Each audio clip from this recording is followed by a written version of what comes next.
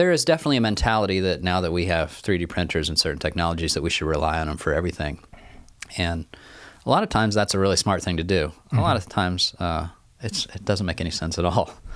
I've said way too many times about things, I could do that 10 times faster if I just picked it up and made it, then you're going to be able to do it digitally modeling it and then printing it. Because people think, well, the 3D printer takes that long.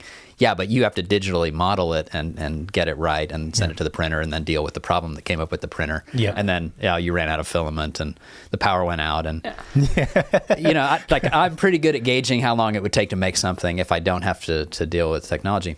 We're at a funny moment now where I am still always really wanting to use the physical models as an intuitive way of designing and making decisions. I think it forces a level of thought that doesn't come with the digital modeling, and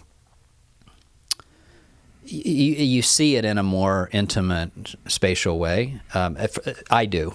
And I'm often still really insisting on that in the office, and I've got to get over it. Because we're reaching the point, or have reached the point, where people modeling digitally can see it in the same way.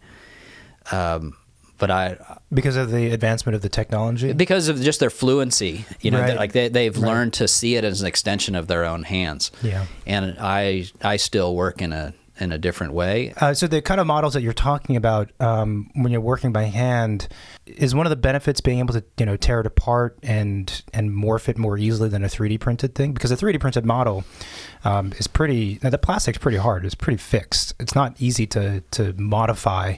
There's a couple things. One is just the making of the model is, on one hand, intuitive. On the other hand, you have to make really deliberate decisions when you put the glue on there in a way that the digital model just allows for a sort of endless variation. You're not forcing yourself to make the same kind of unchangeable decision. Obviously, it can be changed, but I like that process of forcing you into making these deliberate moves. You don't hone your sensibility about how to put things together without working on that. And that doesn't, there are other ways that could happen other than sort of physically holding those things in your hand. But there is a really intimate understanding of parts in front of you when they're in front of you, and you understand their intricacies, the way they fit together, when you can shuffle them 1,000 ways within a few seconds in order to understand the ways those go together. Making things by hand often helps you hone those skills.